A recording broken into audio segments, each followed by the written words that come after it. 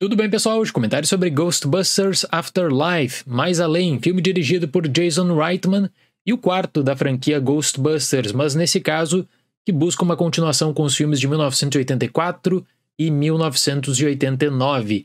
Em 2016 vocês devem se lembrar que a Sony investiu naquele reboot que não deu muito certo, particularmente eu não gostei muito. E eu acredito que todo o feedback negativo do filme de 2016 foi fundamental para a construção do argumento desse filme de 2021, que aposta muito no fator nostálgico, de modo que eu considero difícil que o fã não se emocione, que o fã também não dê risadas, já que nós temos diversos tributos, referências, especialmente aos dois filmes que marcaram gerações. E aí, a partir disso, a partir dessa base clássica, uma nova história seria construída. Isso tem um que outro problema, a gente já vai discutir mais sobre isso.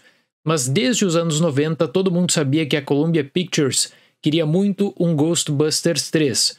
O Ivan Reitman, o diretor, queria, os produtores queriam, o estúdio queria muito, mas sempre o Bill Murray dizia não. Inclusive, se você for procurar por entrevistas do Bill Murray sobre Ghostbusters 2, vai notar que ele estava um tanto quanto desconfortável com a produção do filme, depois com o lançamento, porque ele não gostava da ideia de sequências. Por isso ele rejeitou propostas nos anos 90 e também no começo dos anos 2000. Agora em Ghostbusters Afterlife quem dirige é o Jason Reitman, mas o Ivan ainda é produtor e tem grande participação criativa. Tanto é que nessas referências você vai encontrar também menções a quadrinhos, menções a séries, menções até mesmo ao game. E apenas por esse motivo eu digo, se você tem um carinho pela franquia Ghostbusters, assista o filme porque vale a pena. Claro que tem uma questão que ela é fundamental. Apenas a nostalgia basta? Até que ponto a memória afetiva, esses tributos e referências são capazes de esconder os problemas de desenvolvimento dessa história? E eu acredito que a ideia da Sony nesse filme de 2021 é apresentar uma boa base para projetos futuros, claro, pensando em continuações. Só que quando você isola as novidades, a história, os novos personagens, do fator nostálgico, aí sim você percebe alguns problemas para conseguir situar e desenvolver a narrativa.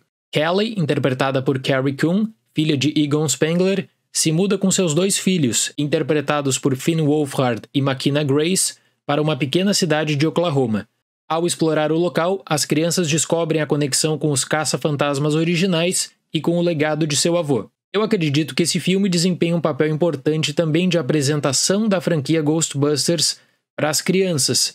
Acredito que quem não assistiu os filmes de 84 e 89 até vai entender a história, mas ela se torna fundamental, o conhecimento prévio se torna fundamental para conseguir entender algumas referências e também por causa do impacto emocional. Como eu disse, quem gosta dos filmes, quem gosta da franquia, vai ficar emocionado, vai colocar constantemente sorrisos no rosto. E sabendo que uma sequência direta de Ghostbusters 2 depois de mais de 30 anos, com os mesmos personagens e dinâmica de história seria praticamente impossível, e aqui infelizmente eu tenho que citar também a morte do Harold Ramis em 2014, eu entendo que muitos fãs pensaram o seguinte, olha, deixa a franquia Ghostbusters quieta, não explora mais essa franquia, já bastava o filme de 2016. É um pensamento que eu entendo, só que quando aplicado para a indústria de cinema dos Estados Unidos, soa demasiadamente inocente, porque os estúdios não vão abandonar franquias. Por exemplo, uma franquia que muitas pessoas pensavam que não seria mais tocada, franquia O Exorcista. Bom, ela vai retornar em breve também. E levando isso em consideração, eu acredito que a escolha de trazer crianças como protagonistas de Ghostbusters Afterlife tem noção dessa ideia de franquia e também da vinculação familiar. Os elementos clássicos estão ali no filme. Só que da mesma forma existe uma barreira simbólica para o desenvolvimento da narrativa. Até que ponto o filme pode avançar no fator ameaça?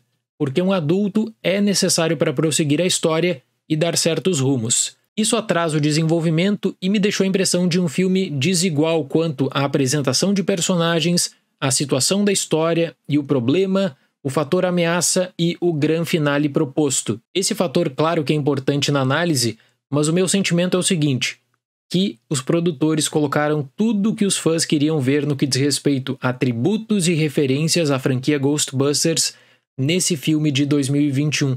E aí na experiência do cinema, nessa experiência coletiva, você vai ver gente dando gargalhada, gente chorando muito também, com os tributos, até porque as passagens para o encaminhamento final abusam de certo melodrama. A articulação dos novos personagens com os clássicos é boa, o filme tem bons efeitos especiais, mas o Jason Reitman está numa posição de segurança, ele está na sua zona de conforto também. Porque ele sabe que algumas presenças e eventos planejados basicamente têm o potencial para apagar um que outro deslize, que no meu caso são mais voltados para a comédia. Eu fecho Ghostbusters Afterlife com a nota 7. Gostei no geral, pessoal, e penso que o filme consegue explorar o fator nostálgico de modo que ele é mais importante do que qualquer outra decisão tomada. Muito obrigado pela atenção, até o próximo vídeo e tchau!